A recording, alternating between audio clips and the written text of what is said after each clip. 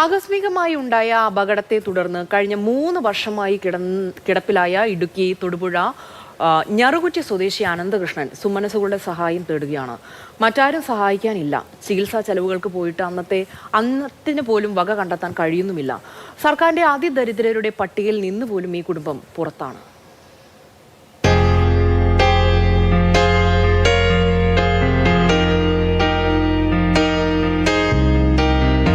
മൂന്ന് വർഷം മുമ്പ് കാൽവഴുതി ഒന്ന് വീണതാണ് വെങ്ങല്ലൂർ വട്ടത്തോട്ടത്തിൽ അനന്തകൃഷ്ണൻ. ഈ വീഴ്ച ഇത്തരത്തിലൊരു ദുരിതക്കയത്തിലേക്കായിരിക്കുമെന്ന് അനന്തകൃഷ്ണൻ അന്ന് കരുതിയില്ല. കോട്ടയം മെഡിക്കൽ കോളേജിലെ ചികിത്സയ്ക്ക് ശേഷം എഴുന്നേറ്റ് നടക്കാൻ കഴിയുമെന്നാണ് പ്രതീക്ഷിച്ചത്. പക്ഷേ അതുണ്ടായില്ല. സ്വന്തമായി വീടില്ല. തൊടുപുഴയ്ക്ക് സമീപം ഞറുക്കുറ്റിയിൽ ഒറ്റമുറി വാടക വീട്ടിലാണ് താമസം. ആകെയുള്ള സഹായം ഭാര്യ മേഘാദേവിയാണ്. ഭർത്താവിനെ നോക്കേണ്ടതിനാൽ ഒരു തൊഴിലിന് പോയി ജീവിക്കാൻ പോലും ഇവർക്ക് കഴിയുന്നില്ല.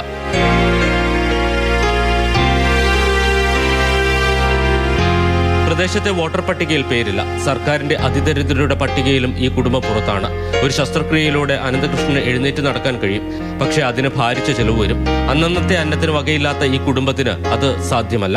അവർ പറഞ്ഞ് ഇൻഫെക്ഷൻ എടുത്തു കളണം, ഒരു ബോൾട്ട് ഇടണമെന്ന് പറഞ്ഞു. അവിടെ ബോൾട്ടിന് എല്ലാം കൂടെ 2 ലക്ഷം രൂപ മുടക്കുമെന്ന് പറഞ്ഞു. അപ്പോൾ അത് വേറെ പറ്റുമോ, നമുക്ക് മെഡിക്കൽ കോളേജിൽ പോകാം, അവിടെ ആണെങ്കിൽ ക്ലീനായിട്ട് ചെയ്തിരുന്നു. നേരെ മെഡിക്കൽ കോളേജിൽ ചെന്ന് അവർ 1 മാസം എടുക്കണം, ഒന്നും ചെയ്തില്ല. ഇൻഫെക്ഷൻ മാറ്റി 1 മാസം കഴിഞ്ഞ് ബോൾട്ട് ഇട്ടില്ല. അത് പറഞ്ഞില്ല അവർ. ഞങ്ങളിവിടെ വന്ന് കാല് ഭയങ്കര വേദന മടക്കി വെച്ചു. കുറേ മരവിപ്പൊക്കെ മാറി, പക്ഷെ കാലം കൂടെ നീറില്ല. 2 കാലം കുറച്ചു പോയി. അനന്തകൃഷ്ണനെ സഹായിക്കാൻ പ്രദേശത്തെ ജനപ്രതിനിധികൾ മുന്നോട്ട് വന്നിട്ടുണ്ട്. ഒരു ഭാഗത്തുനിന്നൊരു സഹായം അവർക്ക് ഇതുവരെ ഉണ്ടായിട്ടില്ല. അപ്പോൾ നല്ലൊരു ചികിത്സ നടത്തി കഴിഞ്ഞ് നന്നായിട്ടൊരു ചികിത്സ നടത്തി കഴിഞ്ഞാൽ ആൾക്കൊരു പക്ഷേ ഏറ്റു നടക്കാൻ പറ്റുമെന്നുള്ളൊരു പ്രതീക്ഷയുണ്ട്. അതിന് സാമ്പത്തികമായിട്ട് നല്ല ചിലവ് വരും. അതിനുള്ള ശ്രമത്തിലാണ്.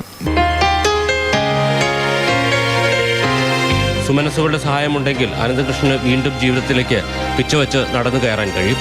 മാതൃഭൂമി ന്യൂസ്, ഇടുക്കി.